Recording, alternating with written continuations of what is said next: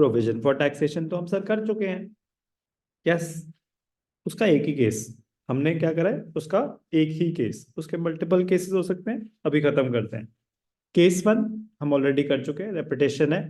अगर दो बैलेंसेस दे रखे हैं, एक करंट ईयर का बैलेंस और एक प्रीवियस ईयर का बैलेंस, और कोई इंफॉर्मेशन नहीं है, सिर्फ इतनी सी इंफॉर्मेशन है, current year balance, previous year balance, और नो अदर इंफॉर्मेशन, तो क्या होता है, करंट ईयर का हम क्या अज्यूम करते हैं, करंट ईयर टैक्स का क्या करते हैं, it will be added back, yes, while preparing operating activities, but on what grounds? Correct. Current year tax will be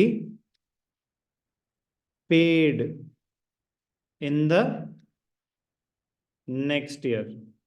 Current year tax कब पे होगा, next year, therefore added back, yes or no? और previous year tax will be paid in the current year,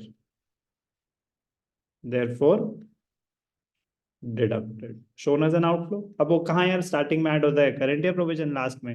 जब हम cash from operating activities बता रहे हैं तो स्टार्टिंग में था ना, net profit before tax and extraordinary items, तो उसमें ऐड होता है कौन सा, provision for tax current year का, माइनस होता है कौन सा, टैक्स पेड प्रीवियस ईयर का।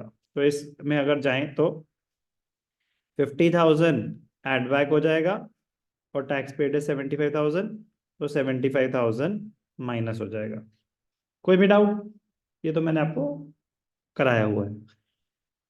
कभी कभी क्या होता है, ध्यान से देखना, आपको इंफॉर्मेशन दे रखी है कहाँ पे, short term provisions, current liabilities में current year balance 50,000, previous year balance 75,000, additional information दे रखी है, क्या दे रखी है, एडिशनल इंफॉर्मेशन दे रखी है, tax provision made during the year was ₹65,000। अगर टैक्स प्रोविजन है ₹65,000 का, आपने इस साल क्रिएट करा है, तो फिर क्या ये मानना कि 50,000 करंट ईयर प्रोविजन है, एड बैक कर दो नेक्स्ट ईयर पे होगा, सही होगा वो मानना? नहीं होगा, क्योंकि वो तो स्पेसिफिकली बता रहे हैं ना कि करंट ईयर प्रोविजन कितना है, तो आप कैसे अज्यूम कर सकते हैं?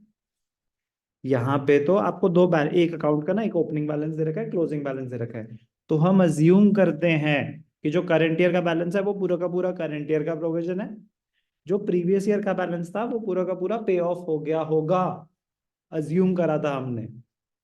लेकिन अगर स्पेसिफिक इंस्ट्रक्शन आ गई कि भैया करंट ईयर प्रोविजन तो 65 है, तो आप कैसे अज्यूम कर सकते हो कुछ और? नहीं कर सकते।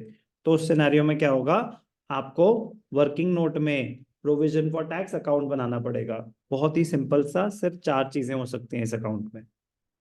Left hand side is the debit side, right hand side is the credit side. Provision for taxation, opening balance by balance BD, opening balance कितना था, 75,000, closing balance to balance CD, closing balance क्या है, 50,000।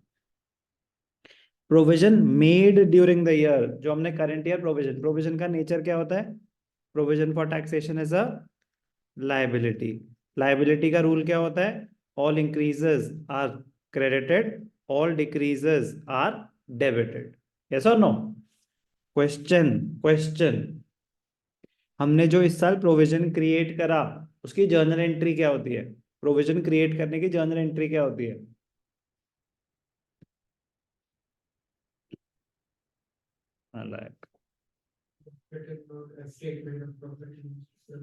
Correct, statement of profit and loss debited to provision for taxation, profit में से इतना amount set aside हो रहा है, provision increase in liability, statement of profit and loss to provision for tax, provision made, tax pay करने की entry होती है provision for tax to bank account, तो प्रोविजन मेड यहाँ पे आ जाएगा बाय स्टेटमेंट ऑफ पीएनएल। क्या है ये, करंट ईयर प्रोविजन, कितना प्रोविजन क्रिएट हुआ है, 65,000, तो यहाँ पे क्या आ गया, 140, बैलेंसिंग फिगर 90,000 यहाँ पे आया, तो ये क्या हो सकता है, bank account, balancing figure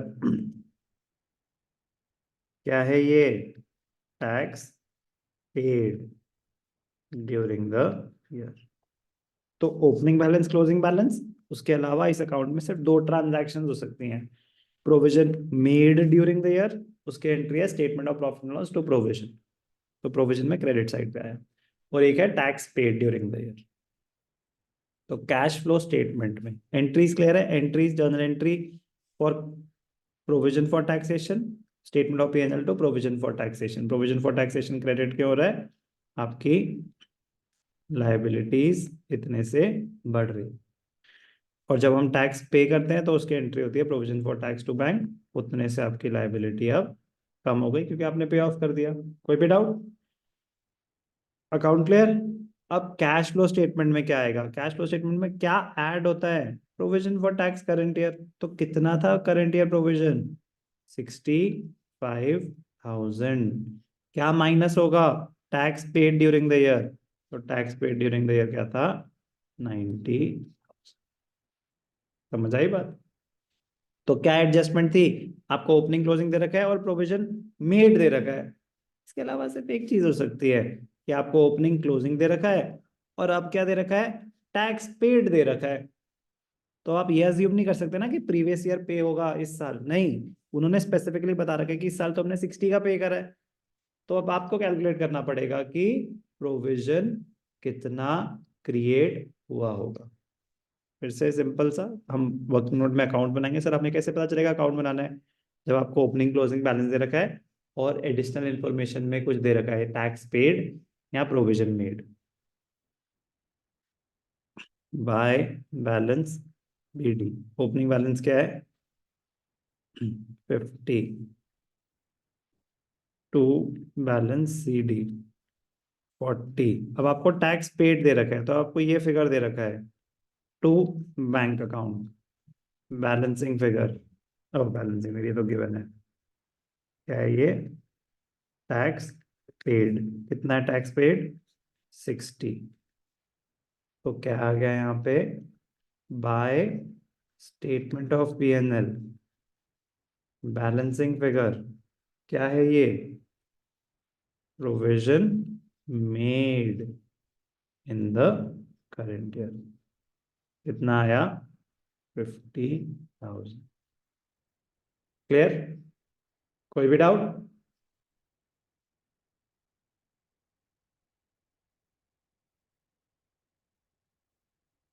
online तो है ना? सब समझ आ रहा है ना क्या बोल रहा हूँ? Yes sir. ठीक है, वो सर वन ऐसे ही बोला ना।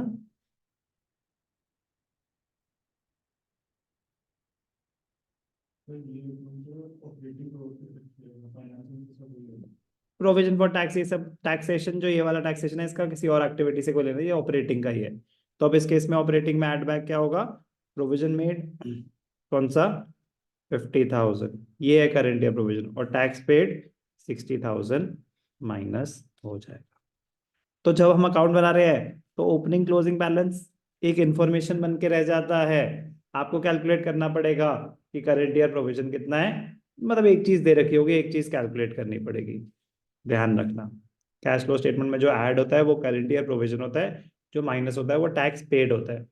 जब कोई इन्फॉर्मेशन नहीं थी तो हमने अज्यूम कर लिया था कि जो करंट ईयर प्रोविजन है वो पूरा का पूरा नेक्स्ट ईयर पे होगा, जो पिछले साल का प्रोविजन है वो पूरा का पूरा इस साल पे हो गया होगा। वो एक अजम्पशन थी क्योंकि कोई और इन्फॉर्मेशन नहीं थी। और छोटी सी बात है जो आपको पता होनी चाहिए, एक ही वैल्यू अगर गिवन है, बता चुका ऑलरेडी, एक ही वैल्यू अगर गिवन है तो वही प्रोविजन फॉर टैक्स है, वही पेमेंट है। Statement of profit and loss में जो आता है ना, प्रॉफिट बिफोर टैक्स, फिर लेस टैक्स, फिर लास्ट में PAT, तो वो जो टैक्स है वो कौन सा होता है? Provision made in that year. क्या होता है वो? Provision made. सिर्फ वही एक वैल्यू है तो फिर वही अप्लाई हो जाएगा ना कि यही प्रोविजन क्रिएट हुआ होगा, यही पेमेंट हुई होगी। बट अदरवाइज कभी कभी क्या बैलेंस शीट दे रखी है, ओपनिंग बैलेंस, क्लोजिंग बैलेंस, और statement of profit and loss दे रखा है। तो जो statement of profit and loss में टैक्स आ रहा है वो क्या है? Current year provision. क्या है वो? Current year provision. तो statement of profit and loss में जो आता है वो क्या होता है? Provision for tax made in the current year. Provision for taxation से रिलेटेड इतनी बातें। अब ये सारे पॉसिबल केसेस स्लाइड में कवर हो